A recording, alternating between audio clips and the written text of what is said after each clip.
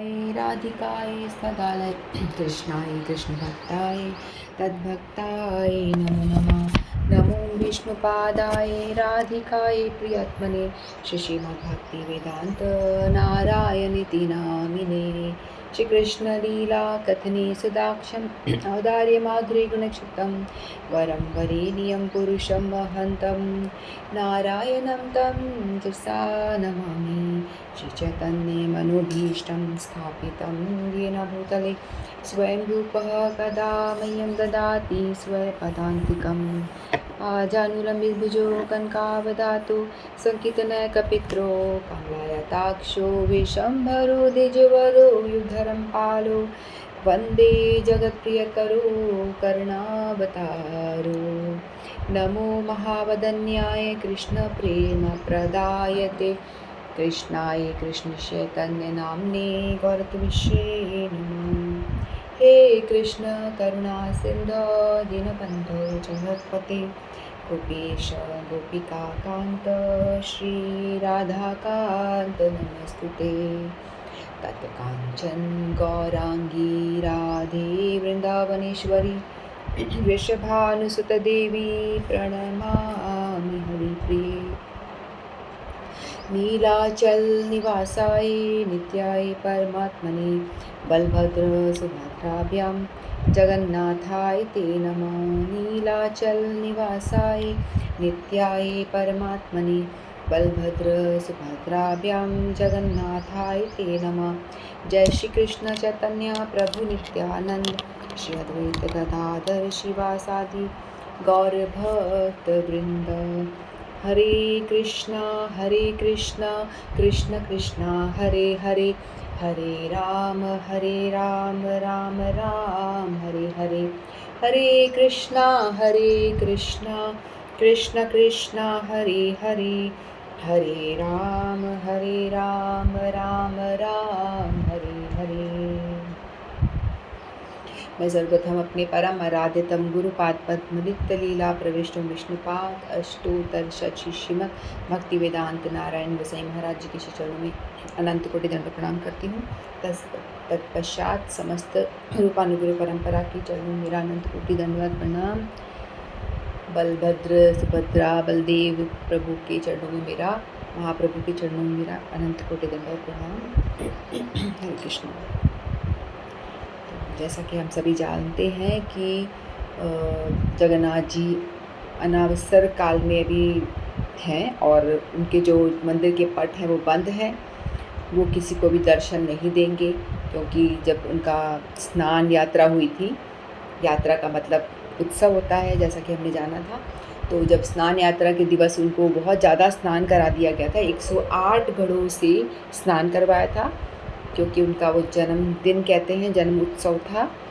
तो उसके बाद में अभी वो अनावसर काल में, यानी अभी हमें अवसर प्रदान नहीं देंगे वो दर्शन का, तो इसलिए अनावसर, तो इस दौरान वो मंदिर में बंद है। और उनको इतना स्नान कराया गया था जिससे कि उन्हें फीवर हो गया।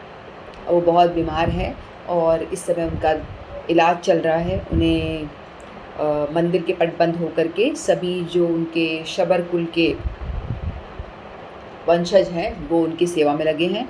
इस समय वो ब्राह्मणों की सेवा ग्रहण नहीं करते, सिर्फ शबर कुल के जो नीच जात कही जाती है उन्हीं के ही जो वंशज है वो उनको सेवा करते हैं। और लक्ष्मी जी के साथ भी वो टाइम स्पेंड करते हैं।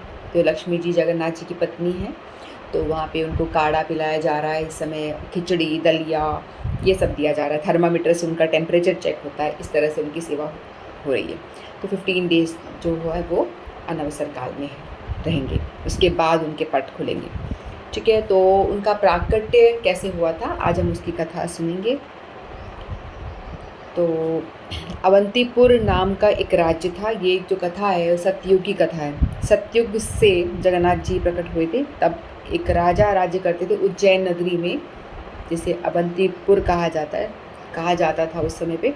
तो उज्जैन अवंतीपुर में एक राजा थे जिनका नाम था इंद्रदुम्न नाम के एक राजा राज्य किया करते थे, जो कि राजा बहुत ही धर्मपरायण थे। अपना राज्य बहुत ही धर्मपरायण होकर वो चलाया करते थे। और उनके राज्य जो था बहुत ही वैभव संपन्न था, सब कुछ था उनके राज्य में। भोग, वैभव और अच्छी तरह से अपने राज्य का पालन किया करते थे। और जो राजा थे वो हमेशा जो भी कोई व्यक्ति किसी धाम से आता था, कभी कोई वृंदावन धाम से कोई आ रहा है या कोई जगन्नाथपुरी से आ रहा है या कहीं से भी कोई भी व्यक्ति आता था, यानी कोई पंडित या कोई ब्राह्मण आता था, तो उनको वो रोक लेते थे, है ना, और रोक करके उनसे कथा श्रवण करते थे कि बताइए उस धाम की महिमा बताइए, वहाँ पे आपने क्या क्या दर्शन करा और क्या उस धाम में आपने देखा। इस तरह से उस धाम के विषय में जानते थे। और मतलब हमेशा उनके राज्य में चर्चा, भागवत कथा ये सब चलती रहती थी। भगवत कथा का वो श्रवण नित्य ही किया करते थे। तो इसी तरह से वो श्रवण वगैरह किया करते थे। तो उनके राज्य में जो था बहुत सब कुछ था, लेकिन फिर भी ऐसा होता है ना कि जब तक यदि हम भगवान से कनेक्ट होना चाहते हैं तो हमारी आत्मा तृप्त नहीं होती थी। उन राजा के मन में इतनी अधिक जिज्ञासा थी भगवत प्राप्ति की, तो सब कुछ होते हुए भी थोड़ा एक खालीपन सा लगता था कि किस तरह से मेरी आत्मा को तृप्ति हो और किस तरह से मैं भगवत प्राप्ति कर सकूं। ये उनके अंदर हमेशा जिज्ञासा रहती थी, है ना, जानने का प्यास रहता था मन में। तो इसी तरह से वो भगवत चर्चा कर रहे थे। तो इसी तरह से एक ब्राह्मण एक दफ़ा जगन्नाथपुरी से आते हैं, तो वो विवरण करते हैं कि जगन्नाथपुरी में ऐसा है, जगन्नाथपुरी धाम जिसको कि पुरुषोत्तम क्षेत्र कहा जाता है। तो वो बताते हैं कि राजा से पूछते हैं कि राजा उनसे पूछते हैं कि ऐसा कोई देश, ऐसा कोई स्थान नहीं है क्या यहाँ पे जहाँ पे कि व्यक्ति को बहुत ही आनंद की प्राप्ति हो और वो सभी दुख कष्टों से दूर हो जाए। तो ब्राह्मण बताते हैं कथा कि एक दफ़ा ब्रह्मा जी विष्णु जी के पास में गए। विष्णु लोग जाते हैं, विष्णु जी से पूछते हैं कि इस संसार में, इस मृत्यु लोक में सभी लोग इतने दुख में हैं और अपने अपने कर्मों के हिसाब से उन्हें दुख कष्ट की प्राप्ति हो रही है ना। और जन्म तो सबने लिया है, लेकिन ऐसा नहीं है कि सभी लोग कोई कष्ट नहीं हो रहा उनको। जन्म, मृत्यु, जरा, व्याधि, ये 4 प्रकार के कष्ट और 3 तरह के, और आदि दैविक, आध्यात्मिक और आदि भौतिक, ये 3 तरह के कष्ट जो हैं इंसान के साथ लगे ही हुए हैं। इन 7 तरह के कष्टों से हर एक व्यक्ति पीड़ित है, इससे छुटकारा तो पाया जा ही नहीं सकता, है ना। तो ब्रह्मा जी बोलते हैं कि क्या आप, ऐसा कोई स्थान नहीं है क्या पृथ्वी लोक पे जहाँ पे जाके व्यक्ति मुक्त हो जाए और उसे कोई किस तरह की कोई प्रॉब्लम ना हो, मुक्त हो जाए। तो बताते हैं विष्णु जी विवरण करते हैं, बताते हैं कि हाँ, एक स्थान है ऐसा जो कि उड़ीसा में, उत्कल प्रदेश कहते हैं उड़ीसा को, तो उड़ीसा में उत्कल प्रदेश में एक पुरुषोत्तम क्षेत्र नाम से एक स्थान है। नीलाचल पर्वत पे, नीलगिरी पर्वत भी कहते हैं, नीलगिरी पर्वत, नीलाचल पर्वत पे वो स्थित है, यानी ऊंचाई पे वो स्थान स्थित है। वहाँ पे आप जाना। वहाँ पे नील माधव नाम से विष्णु और लक्ष्मी का विग्रह है। नील माधव नाम से वो विख्यात है। यदि कोई वहाँ जाता है, उनके दर्शन प्राप्त कर लेता है, तो वो मुक्त हो जाता है, उसे कोई प्रॉब्लम नहीं होगी और वो सीधे मृत्यु उपरांत वो सीधे वैकुंठ धाम को चला जाता है। तो ऐसा वो ब्राह्मण बताते हैं कि ब्रह्मा जी को विष्णु जी ने ये बात बताई। तो जैसे ही राजा ये सुनते हैं ब्राह्मण के मुख से कि ऐसा स्थान यहाँ पे पृथ्वी लोक पे है जहाँ की नील माधव और लक्ष्मी जी का विग्रह है, तो यदि वहाँ दर्शन कर लिया जाए तो व्यक्ति मुक्ति को प्राप्त कर लेता है। तो राजा के मन में घोर उत्कंठा हो गई कि मुझे तो वहाँ जाना है, मुझे मिलना है। लेकिन राजा का कार्यभार था, तो वो जा नहीं सकता था। तो उसने अपने मंत्री को बुलाया और मंत्री को बुला करके बोला कि आप जाओ, सैनिक लेकर जाओ और इस स्थान का, पुरुषोत्तम क्षेत्र का ढूंढ करो, खोज करो, ढूंढो इसको जाके कहाँ पे है, और वो नील माधव जो विग्रह है वो कहाँ है, मुझे वहाँ जाना है, उनके दर्शन प्राप्त करने हैं। तो वो बहुत ही उत्सुक हो जाता है, उत्कंठा बहुत जग जाती है राजा के मन में कथा सुनने के बाद में, क्योंकि कथा श्रवण से ही तो फिर कुछ उत्कंठा जगती है ना। हम जानते हैं जब तक ज्ञान ही ना हो कौन सी जगह है जहाँ जाके हमें मुक्ति प्राप्ति होगी, तो हम कैसे ढूंढेंगे। उसी तरह से राजा भी श्रवण करते थे बहुत ज़्यादा कथा, है ना। तो उनको भेजते हैं अपने मंत्री को। तो मंत्री जो था उसका एक भाई था ब्राह्मण, जिसका नाम था विद्यापति। तो मंत्री विद्यापति ये लोग जाते हैं, फिर जाके ढूँढते हैं, खोज करते हैं और वहाँ पे काफ़ी लंबा टाइम उनको ट्रैवल करना पड़ता है, क्योंकि उस टाइम पे कुछ ऐसा साधन तो था नहीं कि एरोप्लेन में बैठ के आप चले जाओ, ऐसा कुछ था नहीं, उनको पैदल ही जाना होता था। तो वो जंगल में खोजते जाते हैं, धीरे-धीरे खोज करते-करते फिर वहाँ तक पहुँचते हैं। एक बार तो पहुँच नहीं पाते, फिर मंत्री जो होते हैं वो सब लोग, लगता है कि कुछ नहीं मिलने वाला और वो तो सब चले जाते हैं। तो विद्यापति कहते हैं कि मैं तो खोज करके ही जाऊँगा। तो विद्यापति आगे बढ़ते रहते हैं, पता करते रहते हैं यहाँ नीलमाधव कहीं आस-पास उनका विग्रह स्थापित है क्या, स्थित है। तो लोग ऐसे पूछते जाते हैं, तो उनको कोई सुराग नहीं मिलता। तो वो चलते बाकी मंत्रीगण जो होते हैं वो इधर-उधर और भी जगह जा रहे होते हैं, तो विद्यापति जो थे वो अकेले ही चल पड़ते हैं। फिर वो आगे चलते फिर एक आदिवासियों के गाँव में पहुँचते हैं।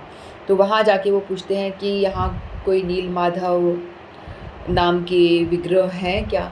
तो उनको मतलब निराश हो जाते हैं, ऐसे वो हार के बैठ जाते हैं थक हार करके कि मिल नहीं रहे हैं। महाराज ने तो आज्ञा दी है ढूँढने का, लेकिन मुझे कहीं पे भी कोई सुराग नहीं मिल रहा है कि कहाँ पे नीलमाधव स्थित हैं।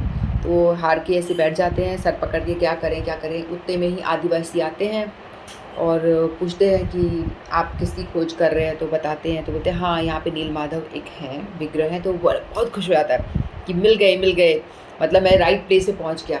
तो एकदम उत्सुकता से वो एकदम चीख उठते हैं खुशी से कि नीलमाधव मुझे मिल गए। फिर कहते हैं कि मुझे दर्शन कराओ। तो वो जो आदिवासी लोग होते हैं बोलते हैं कि आप कहाँ से आए हो, कौन हो? तो कहते हैं कि मैं वो राजा है, एक इंद्रद्युम्न नाम के राजा हैं उज्जैन के, जिन्होंने मुझे भेजा है, उनके लिए मैं नीलमाधव का खोज करने जा रहा हूँ। तो वो कहते हैं कि देखो ऐसी बात है कि यहाँ पे एक भविष्यवाणी हुई है कि कोई एक राजा कभी आएगा तो ये जो विग्रह हैं वो गायब हो जाएंगे, ये नीलमाधव के जो विग्रह हैं वो गायब हो जाएंगे। तो इसीलिए जो वहाँ पे जो नीलमाधव थे उनकी सेवा कौन करता था? शबर कुल के एक जो गांव के मुखिया थे जिनका नाम था विश्ववसु, ठीक है। शबर कुल के मुखिया जिनका नाम था विश्ववसु, वो इस नीलमाधव की विग्रह की सेवा करा करते थे। जो शबर कुल होता है ना, वो बहुत ही नीच कुल कहा जाता है। तो शबर, जैसे शबरी जो थी शबर कुल की थी, इसीलिए उनको शबरी कहा जाता था। शबरी देवी रामायण में हमने सुना। तो ये शबर कुल का जो काम ये लोग क्या करते हैं पता है आपको? ये लोग सूअर का पालन करते हैं, सूअर का लालन पालन करते हैं। सूअर की मतलब टेक केयर करने वाले लोग होते हैं, तो इसीलिए उनका नाम शबर कुल के होते होंगे।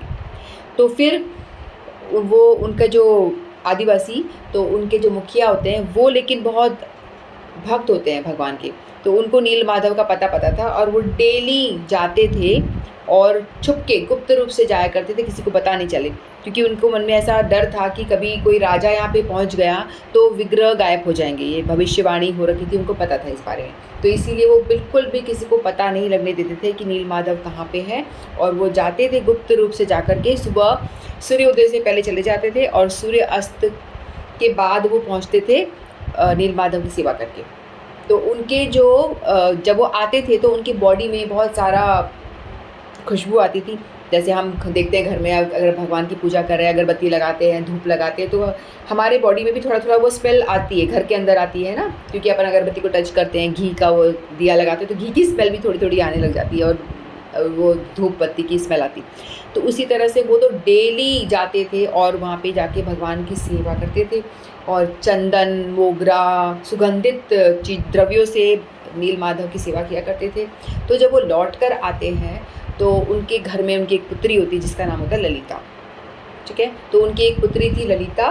तो फिर ललिता से वो मिलते हैं, जब वो उनके पिताजी सेवा करने गए होते हैं तो पीछे से जो आदिवासी लोग होते हैं वो उनको उनके मुखिया घर लेके जाते हैं कि चलिए आप हमारे अतिथि हो, आप भूखे प्यासे हो तो आप यहाँ प्रसाद पाइए। तो ललिता जो उनके मुखिया की बेटी होती है वहाँ पे पहुँचते हैं और बोलते हैं कि ये देखो अतिथि आए हैं तो इनका आप थोड़ा सत्कार कीजिए, राजा के मंत्री हैं, मंत्री के भाई मतलब मंत्री ही हैं, तो आप इनका ब्राह्मण है, ये ब्राह्मण देवता है, तो इनको आप थोड़ा भोजन पानी कराइए, अच्छे से व्यवस्था ठहरने की कर दीजिए। तो ललिता स्वागत करती है उनका, जो उनका धर्म था, तो स्वागत करती है, उनको अच्छे से खाना पानी खिलाती है, भोजन पानी देके उनको विश्राम करने के लिए बोलती है।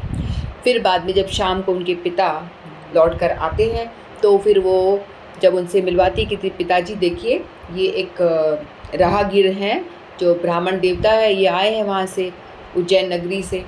तो उनसे मुलाकात होके बहुत प्रसन्न होते हैं, उनसे मिल फिर वो जो ललिता से पूछते हैं कि तुम्हारे पिताजी कहाँ से आ रहे हैं? तो बताते हैं कि मेरे पिताजी नीलमाधव एक विग्रह है, उनकी सेवा करने रोज़ जाते हैं और वहाँ से आ रहे हैं। बोलते इनके शरीर में कितनी अच्छी खुशबू आ रही है, तो ऐसा क्यों है? तो ललिता बताती है कि मेरे पिताजी जहाँ सेवा करने जाते हैं तो वहाँ पे वो जो विग्रह है वो बहुत ही दुर्लभ है दर्शन उसके। तो वहाँ पे यहाँ देवी देवता लोग भी आते हैं अपना अपना पूजा का सामग्री लेकर के, देवी देवता लोग भी वहाँ पे पधारते हैं, तो इसीलिए वहाँ पे अद्भुत स्मेल आती है। और क्योंकि सभी देवी देवताओं की पूजा की सामग्रियाँ होती वो भी कर रहे होते हैं और सभी हम भी यहाँ से लेके जाते हैं। तो लेकिन मेरे पिताजी बड़े ही गुप्त रूप से जाते हैं, कोई देख नहीं पाता इस तरह से। तो वो बोलते हैं मिल गए तो ये मुझे बताएंगे पता। तो उनसे वो आग्रह करते हैं हाथ जोड़ के कि कृपा करके आप मुझे नीलमाधव के दर्शन कराएं, क्योंकि मैं नीलमाधव की खोज करते करते यहाँ पे आया हूँ और मेरे जो राजा हैं वो बहुत ज़्यादा उत्सुक हैं कि कैसे भी करके मुझे नीलमाधव का दर्शन तो करना ही करना है, इस लाइफ में मुझे करना ही है, तभी मेरा जो जीवन जीना है वो सार्थक हो पाएगा।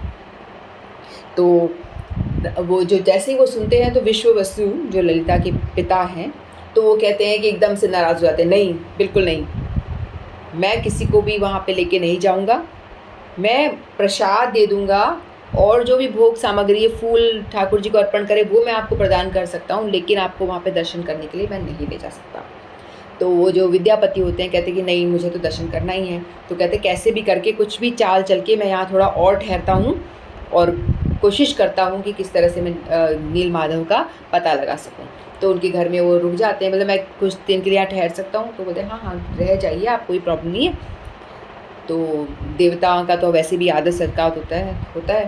तो फिर वहाँ रुकते हैं, फिर वो धीरे धीरे उनके साथ रहते। तो उनकी पुत्री विद्या ललिता से उनको थोड़ा सा प्रेम हो जाता है। तो वो लोग क्या करते हैं, यानी उनकी योजना होती है कि कैसे भी करके यहाँ रुक जाऊँ मैं। तो ललिता को प्रेम हो जाता है तो वो अपने पिता से कहती है कि मुझे इनसे विवाह करना है।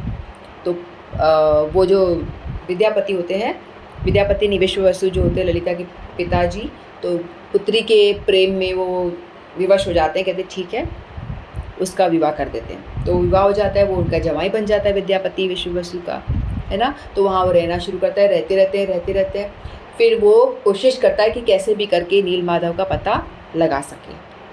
तो फिर एक दिन फिर से वो जिद करता है कि देखो ललिता को बोलता है तुम मेरी पत्नी हो, है ना, तो तुम कुछ ऐसी व्यवस्था करो कि तुम्हारे पिताजी मुझे नीलमाधव का दर्शन करा दें। तो ललिता बोलती है कि हाँ अब तो तुम मेरे पति बन चुके हो, तो तुम अलग तो हो नहीं, हमारे घर का हिस्सा हो गए हो, तो मैं कोशिश करूँगी अपने पिताजी को बोलने का। तो पिताजी से वो आग्रह करती है कि पिताजी आप इन्हें दर्शन करा दीजिए। तो पिता बोलते हैं कि नहीं बिल्कुल भी नहीं, चाहे जो हो जाए मैं इनको नीलमाधव के दर्शन बिल्कुल नहीं कराऊंगा। तो वो बहुत रोती है कि नहीं नहीं आप करा दो, नहीं तो मैं मर जाऊंगी, ऐसे मतलब प्रलोभन देती है, इस तरह से डराती है कि मैं अगर आपने दर्शन नहीं कराया तो मैं अपने प्राण त्याग दूंगी। तो अपनी पुत्री के प्रेम में विवश हो गए वो कहते ठीक है मैं इनको दर्शन कराऊंगा। फिर वो क्या करते हैं, बोलते हैं लेकिन मेरी एक शर्त है, मैं खुले आँखों से मैं लेके नहीं जाऊँगा, उनकी आँखों में पट्टी बांधी जाएगी ताकि वो रास्ता ना देख पाए वो कहाँ लेके जा रहा हूँ मैं, है ना, और वो किसी राजा को लेके यहाँ पे आ ना पाए। तो उनकी आँख पे वो पट्टी बांध देते हैं, पट्टी बांध के वो लेके जाते हैं। तो जैसे ही ललिता बताती है कि मेरे पिताजी तुम्हें लेके जाएंगे लेकिन आँख पे पट्टी रहेगी, तो वो कहते हैं कि मुझे रास्ता पता नहीं चलेगा। तो वो इंटेलिजेंट था, ब्राह्मण तो होते ही इंटेलिजेंट है। तो ब्राह्मण ने क्या करा, अपने एक सरसों के दाने की पोटली ली, ठीक है। तो थोड़े दिन बाद में वर्षा ऋतु आने ही वाली थी, तो उन्होंने सरसों के दानों की पोटली अपने हाथ में ली और एक छोटा सा छेद कर दिया उसके अंदर कि जहाँ जहाँ से वो गुजरेगा तो वो पोटली में से दाना गिरता रहेगा। वो उसने अपने हाथ में छुपा करके ऐसे रखी और वो पोटली में से एक एक सरसों का दाना गिरता जाएगा धीरे धीरे करके। फिर जब बारिश आएगी तो वहाँ पे सरसों के पौधे उग जाएंगे। तो नेक्स्ट टाइम जब मैं राजा को लेकर आऊँगा तो मुझे वो सरसों के जो लाइन में पौधे उगेंगे उसको फॉलो करते करते मैं नीलमाधव तक पहुँच जाऊँगा। इस तरह से वो प्लान करते हैं। तो वो पोटली लेकर हाथ में और आँखों पट्टी बंदी है, देखते देखते देखते जा रहे हैं और हाथ में पोटली है और सरसों के दाने गिर रहे हैं। और जैसे ही वो नीलाचल पर्वत पे वहाँ लेके जाते हैं और वो उनकी पट्टी खोलते हैं, है ना, विश्ववसु वो उनकी पट्टी खोलते हैं और उनको दर्शन करने के लिए बोलते हैं। जैसे ही वो दर्शन करते हैं तो उनके जो होश उड़ जाते हैं। वो चतुर्भुज फॉर्म में विष्णु का दर्शन करते हैं, साथ में लक्ष्मी नीलमाधव विग्रह के नाम से वो प्रसिद्ध थे। उनके दर्शन करके वो बहुत कृतार्थ हो जाते हैं और एकदम भाव विभोर हो जाते हैं कि साक्षात भगवान के दर्शन वो कर रहे हैं, तो बहुत प्रसन्न होते हैं। फिर वो उनका महाप्रसाद वगैरह ग्रहण करके फिर थोड़ी देर के बाद में उनके जो पिताजी हैं वो फूल चयन करने के लिए इधर उधर जाते हैं। तो उतने में वो वहाँ बैठे होते हैं, तो वो थोड़ा सा आसपास का एरिया देखने के लिए आते हैं। तो वहाँ वो देखते हैं कि एक रोहिणी कुंड है। रोहिणी कुंड है जहाँ की पानी भरा हुआ है, तो उसमें वो बैठ के देखते हैं। उनको प्यास लगती है तो पानी पीने के इरादे से जाते हैं उधर पे। तो देखते हैं कि कौवा आता है, एक कौवा आकर के रोहिणी कुंड में एक डिप करके थोड़ा सा पानी पीता है। वैसे ही वो मर जाता है। जैसे ही वो पानी पीता है वहीं पे वो प्राण त्याग देता है और वो देखता है साक्षात कि वो जो कौवा चतुर्भुज फॉर्म लेकर के चला जाता है। यानी जो भी वहाँ उस रोहिणी कुंड में पानी पिएगा या डूब के मर जाएगा, प्राण त्याग देगा, तो वो तुरंत मुक्ति को प्राप्त हो जाएगा। चतुर्भुज फॉर्म लेकर के वो सीधे वैकुंठ को चला जाएगा। तो उसने साक्षात देखा ऐसे, तो उसके मन में भी जिज्ञासा हो, अरे वाह कितना मिल गया, कितना ईजी है मुक्ति प्राप्त करना। कहाँ सतयुग के टाइम पे तो हज़ारों साल आप एक टांग पे खड़े रहो, तपस्या करो, ध्यान करो बैठ करके, तभी भी भगवान ध्यान में नहीं आते। तो सतयुग में तो बहुत प्रोसेस बहुत ही मुश्किल होता था कि भगवान की प्राप्ति, ध्यान था, है ना, ध्यान करते रहो, भगवान ध्यान में आते ही नहीं। तो उसने देखा कि तो बहुत ईजी है, जाओ और वहाँ पे प्राण त्याग दो और सीधे चतुर्भुज डायरेक्ट मुक्ति। तो बोलता है मैं भी जा रहा हूँ। तो कहता है उसने प्राण त्यागने का निश्चय कर लिया कि मैं जाता हूँ इस रोहिणी कुंड पे डूब करके अपना प्राण त्याग करके और चतुर्भुज फॉर्म में मुक्त हो जाऊँगा, फॉर्म बन के मेरा भी मुक्ति हो जाएगी कभी तरह। तो जैसे ही वो ऐसा प्लान करता है मरने का, उतने में आकाशवाणी होती है कि विद्यापति तुम रुक जाओ, तुम ऐसा नहीं कर सकते, तुमसे मुझे और बहुत काम करवाने हैं। तो वो एकदम से रुक जाता है। तो फिर बोलता है कि तुमसे मुझे बहुत सेवा लेनी है, तो तुम अपने शरीर का त्याग नहीं कर सकते, तुम्हारा शरीर भी मेरा ही है, तो ऐसे कैसे तुम त्याग कर सकते हो। तो फिर वो रुक जाता है। फिर वो वापस आता है, उसके पिताजी फिर पट्टी बांध के उस घर ले आते हैं। फिर वो बहुत प्रसन्न हो जाता है कि मुझे मिल गया, नीलमाधव कहाँ है, उनका ठिकाना मुझे पता चल गया। तो अब वो अपनी पत्नी ललिता को कहता है कि मैं अब राजा के महल जा रहा हूँ, राजा को बताऊँगा मैं कम से कम जाके, मुझे पता तो नहीं है कि कैसे जाना है, ये तो मुझे नहीं पता, लेकिन मैं वापस जाना चाहता हूँ राजमहल। मैं एक बार ललिता कहती थी कि आप जाओ और मुझे भी लेके जाना राजमहल, फिर हम लोग राजमहल में आराम से रहेंगे, है ना, क्योंकि अब ब्राह्मण की पत्नी हो गई। ब्राह्मण ने एक नीच शबर कुल की लड़की से शादी करी, है ना, लेकिन उनको कैसे भी करके एनी हाउ कुछ भी करके नीलमाधव का पता लगाना था, इसलिए भी उन्होंने ये सब किया। तो फिर वो जाते हैं और जाकर इंद्रद्युम्न राजा से मिलते हैं और बहुत प्रसन्न हो जाते हैं, कहते हैं कि मुझे नीलमाधव का पता चल गया। तो राजा जैसे सुनते हैं तो वो भी बहुत प्रसन्न होते हैं, नाचने लगते हैं, अरे वाह नीलमाधव का पता मिल गया, मैं जा कर के दर्शन करूँगा। बहुत ही एक्साइटेड हो जाते हैं कि मुझे नीलमाधव का पता चल गया। तो वो कहते हैं कि ठीक है आप चलो मेरे साथ। तो राजा को लेकर के वो जब आने लगता है, तो जैसे ही वो काफ़ी लंबा ट्रैवल करके पैदल वो चलते हैं, चलते जब वो जंगल वंगल पार करके वहाँ तक पहुँचते हैं, है ना, पुरुषोत्तम क्षेत्र उड़ीसा में है ये, उड़ीसा में वहाँ उत्कल प्रदेश कहा जाता है, वहाँ पे वो पहुँचते हैं। नीला पर्वत है, उसके ऊपर पहुँचते हैं जहाँ की नीलमाधव स्थित थे। जैसे ही वो वहाँ पहुँचते हैं, देखते हैं कि नीलमाधव का विग्रह एकदम गायब हो गया। जब पहुँचे ही नहीं होते तो उनको ऐसी खबर आती है कि बहुत तेज़ वहाँ पे वहाँ तक उनके जब उड़ीसा तक पहुँच जाते हैं, पुरुषोत्तम क्षेत्र तक पहुँच जाते हैं। जब वो वहाँ जाने के लिए तैयारी करते हैं तो उतने में बहुत तेज़ तूफ़ान ये सब आता है, बहुत ज़्यादा प्रलय जैसे हो जाता है, तूफ़ान वगैरह आता है बहुत तेज़, और उसमें फिर वो देखते हैं कि नीलमाधव के विग्रह जो है एकदम गायब हो जाते हैं। तो फिर राजा जब कोई पता चलता है, राजा जब वहाँ पहुँचता है तो विग्रह ही नहीं है, तो राजा बहुत रोना शुरू कर देते, कहते कि मैं इतना पापी हूँ, मैं इतना घोर अपराधी हूँ, मेरे मन में इतनी उत्कंठा है भगवान की प्राप्ति करने की। मुझे जब पता चल गया कि नीलमाधव विग्रह हैं जिसको कि दर्शन करने के बाद में मुक्त हो जाता है व्यक्ति, और मेरा दुर्भाग्य, हाय रे मेरा दुर्भाग्य, देखो मेरे मंत्री मुझसे कितना सौभाग्यशाली है, उसने नीलमाधव के दर्शन कर लिए साक्षात, मैं नहीं कर पाया, मैं कितना भागा हूँ, ऐसे करके अपना सर पीट के रोना शुरू कर देते हैं। तो उतने में ही उनको आकाशवाणी होती है, बोला अब आकाशवाणी में सुनते हैं कि हे राजन तुम रो मत, तुम रोना बंद करो, तुम रोना बंद करो। तुम जो हो भगवान के बहुत ही शुद्ध भक्त हो, तुम्हारे हृदय में भगवान की प्राप्ति की बड़ी ही उत्कंठा है, तो तुम्हें भगवान अवश्य ही दर्शन देंगे। तो फिर वो सुन के बड़ा थोड़ा धैर्य धारण करता है, बोलता है कि कहाँ दर्शन देंगे, लेकिन अभी वो नीलमाधव इस रूप में दर्शन नहीं देंगे। तो ऐसा है कि ब्रह्मा जी का जब 50 ईयर कंप्लीट हो गया था उस टाइम पे, जब हम ब्रह्मा जी 50 साल के हो जाएंगे, उसके बाद में वो नया रूप में आएंगे, नीलमाधव ही जगन्नाथ के रूप में प्रकट होंगे। तो तुम ऐसा करो, तुम समुद्र के किनारे जाओ, जगन्नाथपुरी में समुद्र के किनारे पे तुम वहाँ पहुँचो। वहाँ पे आपको 3 बड़े बड़े जो ये लकड़ी के दारू, ब्रह्म इसलिए क्योंकि भगवान ब्रह्म है ना, तो दारू यानी लकड़ी कहते हैं, बड़े बड़े लकड़ी के जो लॉक होते हैं वो तैरते हुए आएंगे। तो उनमें से आपको उन्हें बाहर निकालो। आप बाहर निकालने के बाद में उसमें से आप विग्रह बनाओ। वही नीलमाधव है, वही नीलमाधव इस फॉर्म में अब प्रकट होंगे। तो राजा प्रसन्न हो जाता है, कहते उससे पहले एक नरसिंह देव का वहाँ विग्रह होगा, तो उसकी तुम पूजा वगैरह करना, अश्वमेध यज्ञ करना, और कुछ लंबा प्रोसेस बताया था, अश्वमेध यज्ञ करना 1000 कितना 100 या कितना कुछ बताया था, तो वो करना, उसके बाद में आपको ये मिलेंगे, इस तरह से प्रोसेस था। तो वो वहाँ पहुँचते हैं, समुद्र किनारे नरसिंह देव का एक विग्रह जो है उनकी वो हवन वगैरह पूजा वगैरह करते हैं। उसके बाद में वो देखते हैं कि समुद्र के रास्ते से वो जो बड़े बड़े 3 जो लट्ठे हैं वो आ रहे होते हैं तैरते हुए। तो राजा अपनी पूरी सेना लगा देता है कि इसको निकालो बाहर, जो हमने सुना था, निकालो बाहर, निकाल के इसका विग्रह बनाना है। तो फिर वो निकालने का प्रयास करते हैं, वो बिल्कुल हिलते ही नहीं है, बिल्कुल भी राजा से, सैनिकों से।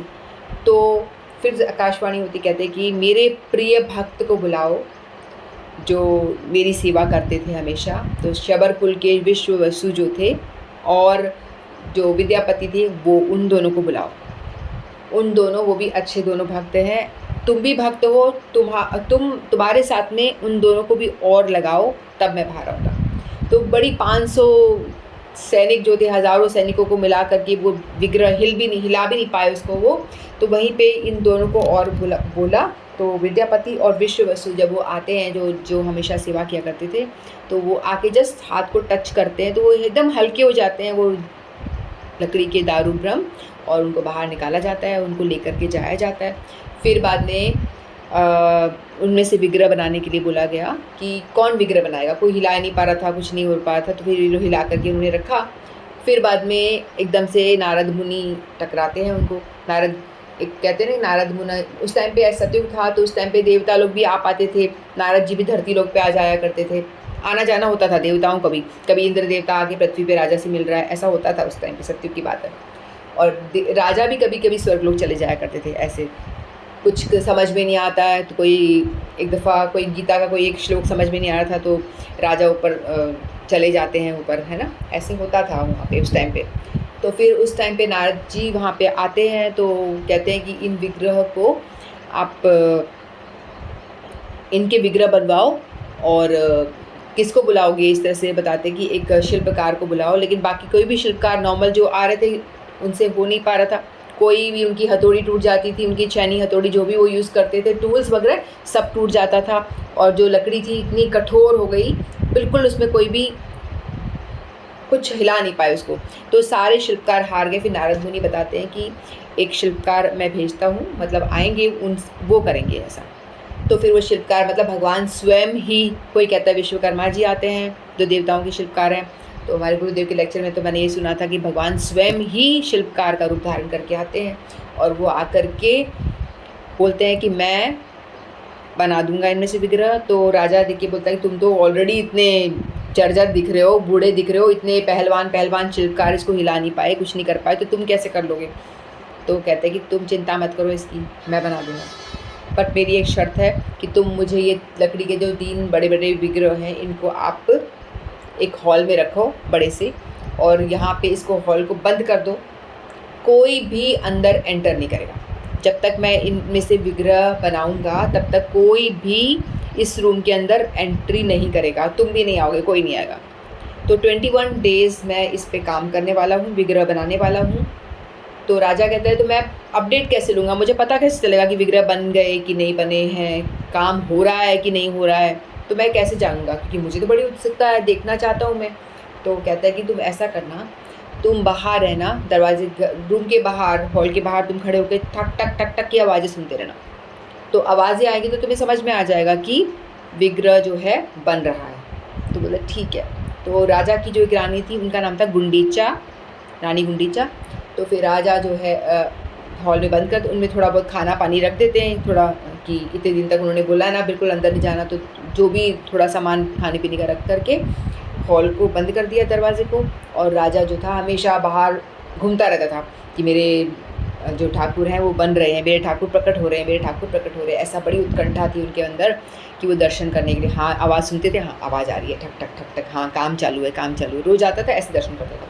तो ऐसे ही 14 डेज़ तक तो डेली ऐसा ठक ठक ठक ठक आवाज़ें आ रही थी, हाँ काम चल रहा है, काम चल रहा है। तो एक दिन क्या हुआ, जब 14 डे तक तो आवाज़ आ रही थी, तो 15th डे आवाज़ आना बंद हो गई, या 14 डे ही बंद हो गई आवाज़ आना। तो फिर राजा ने देखा कि आवाज़ नहीं आ रही, रानी ने भी कान लगाया कि कोई आवाज़ नहीं आ रही। तो राजा ने बोला नहीं नहीं, मना करा है, दरवाज़ा नहीं खोलना, 21 दिन तक कोई भी अंदर नहीं आएगा, दरवाज़ा नहीं खोलना। तो राजा बोलते नहीं नहीं, दरवाज़ा तो नहीं खोलना है, मना किया है ब्राह्मण देवता ने। तो रानी जो थी वो भी बहुत धर्मात्मा थी, है ना, धर्मपरायण। तो वो बोलती कि देखो कोई ब्राह्मण देवता अंदर हैं और कहीं खाए पिए बिना इतने दिन से भूखे प्यासे वो कर रहे हैं काम, कहीं मर ना जाएं, कुछ मर गए तो ब्राह्मण हत्या का पाप लग जाएगा, तुम एक बार खोल के देखो।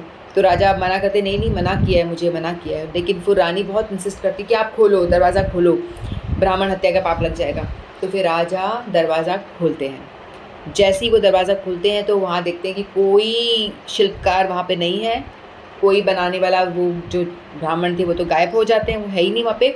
और वो देखते हैं 3 विग्रह वहाँ पे वो दिखाई देते हैं, उस लकड़ी में से 3 विग्रह बनाते। फिर वो जब देखते हैं, पहले तो प्रसन्न होते हैं, फिर वो जब देखते हैं उनकी आँखें ऐसी गोल बड़ी-बड़ी और हाथ इतने-इतने से हाथ ही नहीं है, पैर भी नहीं है उनके। तो उनको लगता है अरे भाई मुझसे तो बहुत बड़ा भूल हो गया, अपराध हो गया। उन्होंने ब्राह्मण देवता ने कहा था दरवाज़ा मत खोलना, अब मैंने बीच में ही खोल दिया तो काम इनकम्प्लीट रह गया। उनके तो हाथ बन ही नहीं पाए, पैर बन ही नहीं पाए, सब इनकम्प्लीट रह गया।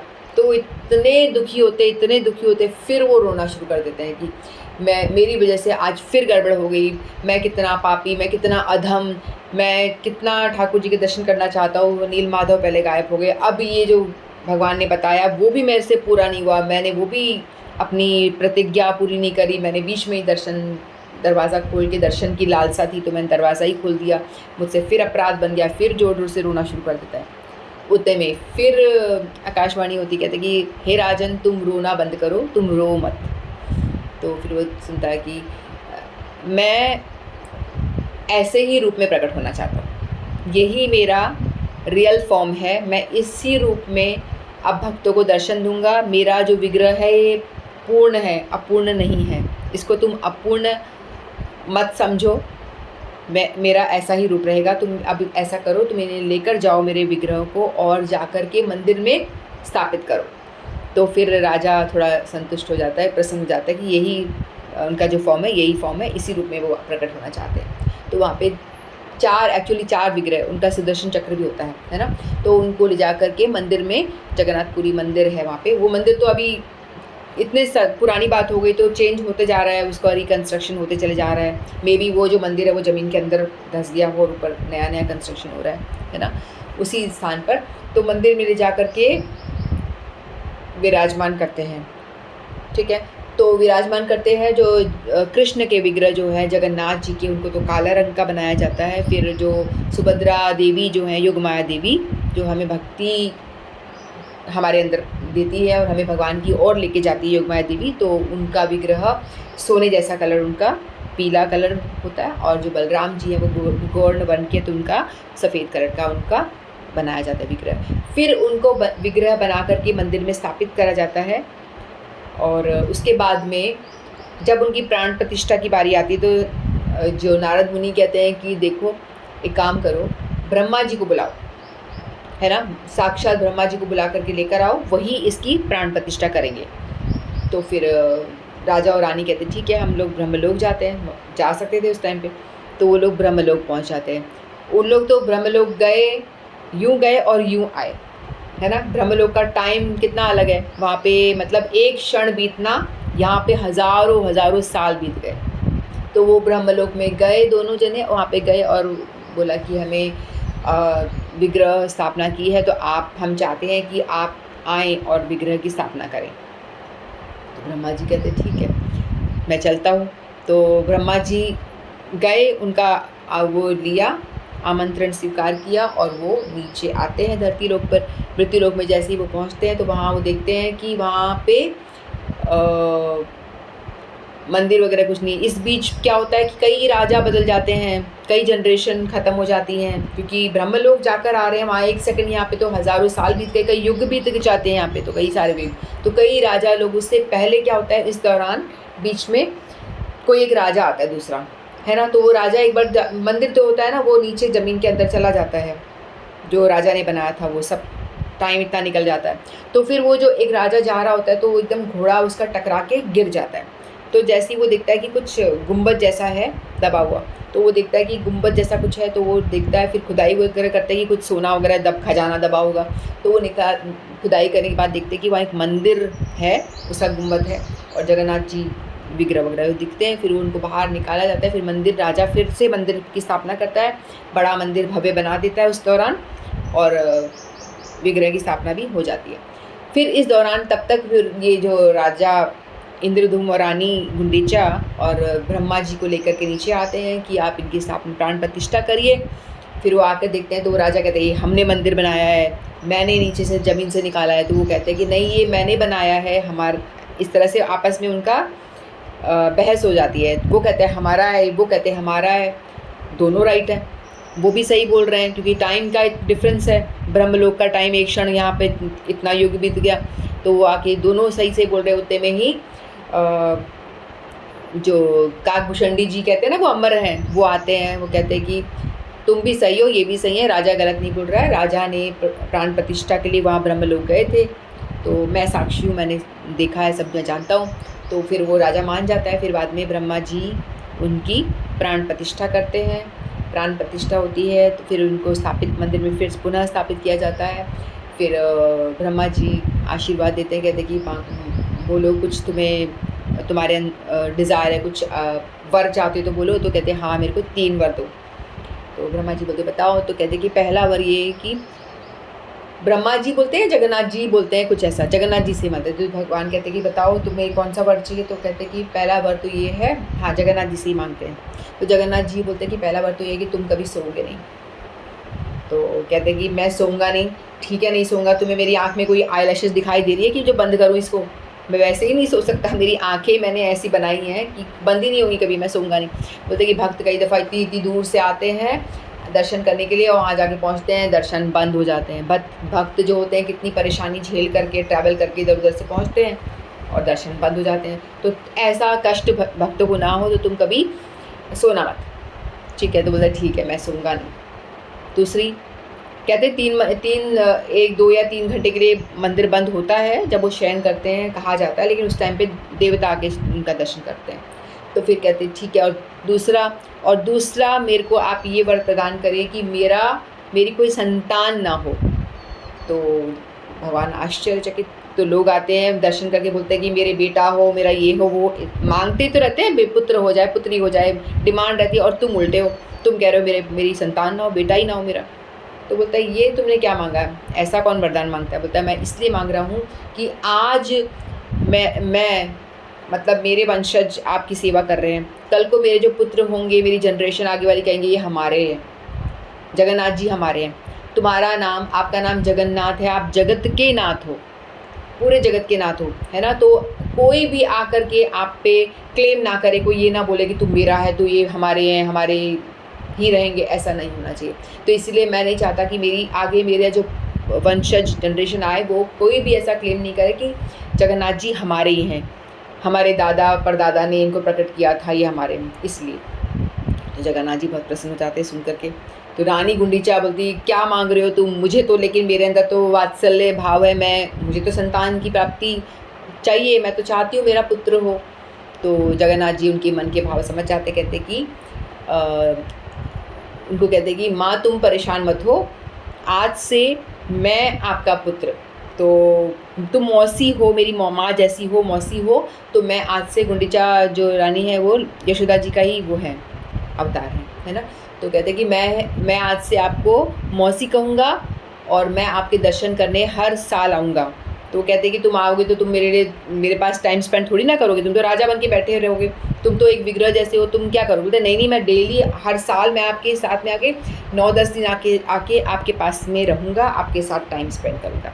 तो रानी बड़ी प्रसन्न हो जाती, ठीक है, तो हम तीनों आप ही के बच्चे हैं। तो रानी को सांत्वना मिलती, बोलते तीसरा वर ये दो मुझे कि जभी भी आप मतलब आपके हाथ है ना कभी भी सूखे नहीं, पानी से गिले रहे। इसका तात्पर्य ये है कि आपने प्रसाद पाया, हाथ धोया, उतने में दूसरा भोग आया, फिर आपने पाया, फिर हाथ धोया, हाथ सूखे ही नहीं, उससे पहले दूसरा भोग आया। तो जगन्नाथपुरी में ऐसे ही होता है, वहाँ पे पूरे दिन भगवान को भोग ही लगता रहता है, भोग ही लगता रहता है। तो क्यों? क्योंकि कोई भी वहाँ पहुँच जाए, वो कभी भी भूखा ना जाए। तुम्हारे भक्तगण को खूब प्रसाद खाने को मिले। कहते हैं ना, कलयुग के जो भगवान हैं वहाँ जगन्नाथ पुरी में जगन्नाथ जी को कहते हैं कि कलयुग के भगवान है ना। तो कलयुग के जीव क्या करता, क्या है, खाता है और सोता, यही तो काम करता है। तो बोला ठीक है, तेरे को जो पसंद है वही करता है, तू खा खा करके भगवत प्राप्ति कर। तो इसीलिए कलयुग के जीवों के लिए जो आलसी है, जो बस खाने में आज क्या बना, आज क्या, यही होता है ना हमारा फेवरेट, खाना कैसा बना, ये बना, वो बना, मतलब तुझे खाने के अलावा कुछ काम नहीं है, तो तू एक काम कर, तू खा और खा खा करके भगवत प्राप्ति कर। तो इसीलिए वहाँ बोला गया है कि जगन्नाथपुरी में जाके यदि वहाँ का प्रसाद आप खाते हो तो आपको भगवत प्राप्ति होती है, जितना आप प्रसाद खाते हो। कई लोग तो ऐसे मैंने सुना है कि नियम लेते हैं कि जगन्नाथ जी के जो चावल होते हैं ना, जो पोटली में वहाँ मिलते हैं, वहाँ पे नीचे गिरे हुए चावलों को भी उठा करके पैक करके रख देते हैं और वो दिए जाते हैं। तो हम लोग एकादशी का जब व्रत तोड़ते हैं तो वो एक दाना चावल का मुँह में डाल के उसे खोते हैं। तो कई लोग ऐसे नियम लेते हैं कि एक दाना वो खाते हैं हर दिन। तो कहते हैं इस तरह से अगर रोज़ जगन्नाथ जी का प्रसाद खाया जाता है तो एक दिन आपकी वैकुंठ की प्राप्ति निश्चित है। और कई तो कहते हैं कि जगन्नाथ जी का नाम लो तो ही, हमने सुना ना, नाम लेने मात्र से भगवत प्राप्ति होती है। जगन्नाथ जी कोई साधारण तो है नहीं, वो है विश्व ब्रह्मांड के बनाने वाले, सृष्टिकर्ता हैं, उनका नाम कोई साधारण नाम तो है नहीं। तो उनका नाम लेने मात्र से हमें भगवत प्राप्ति होती है। और यदि उनके धाम चले जाते हैं, वहाँ पे उसकी बड़ी महिमा है। वहाँ जाके कोई पैर एक पग चलता है तो कई अश्वमेध यज्ञ की प्राप्ति होती है, पृथ्वी पे पूरी परिक्रमा करने की प्राप्ति हो जाती है। तो बहुत सारी बताई गई हैं महिमा इनकी। तो और उनके प्रसाद की भी बहुत महिमा है। तो एक दिन हम उनके प्रसाद के विषय में ही बात चर्चा करेंगे। तो इस तरह से फिर वो वरदान देते हैं। तो इस तरह से जगन्नाथ जी जो है वो बहुत ज़्यादा प्रसाद खाते हैं। और उनको भोग किस तरह से लगता है, ऐसा नहीं हम लोग जो थाली में प्लेट लेते हैं उसमें सब्जी, रोटी, मिठाई जो भी रखते हैं और देते हैं, तो वहाँ ऐसा नहीं है। वहाँ पे किचन में बड़े बड़े हांडे में बनता है, वो सारे हांडे के हांडे लाके उनके आगे रख दिए जाते हैं। बड़े बड़े मटके जो होते हैं जिसमें प्रसाद बनाया जाता है, वो सारे के सारे उनके सामने रख दिया जाता है। और जब वो लेकर आते हैं तो वो ऐसा पर्दा लगा देते हैं आगे कि कोई किसी की दर्शन ना हो, कि ऐसा मन में भाव ना आ जाए, भगवान के पाने से पहले उसके मन में ऐसा भाव ना आ जाए, वाह टेस्टी मैं खा लूँ, ऐसा भाव ना आ जाए। इसलिए कोई किसी की दृष्टि ना पड़े उस प्रसाद पे, वो उसको ढक कर के बड़े बड़े हांडे ट्रक में ले जाके भगवान के आगे रख दिया जाता है और पूरा भोग पाओ इस तरह से। तो जगन्नाथ जी इस तरह से प्रकट होते हैं। फिर उनकी वो मंदिर में स्थापना होती, फिर उनका जो स्नान उत्सव मनाया जाता है, नहलाना वगैरह, इस तरह से बर्थडे। तो इस तरह से जगन्नाथ जी प्रकट होते हैं। तो आज की कथा को हम यही विराम देते हैं। बोलो श्री जगन्नाथ बलवत सुभद्रा महारानी की जय। वांछा कल्पतरुभ्यश्च कृपा सिंधुभ्येव च पतितानां पावनेभ्यो वैष्णवेभ्यो नमो नमः। हरे कृष्ण।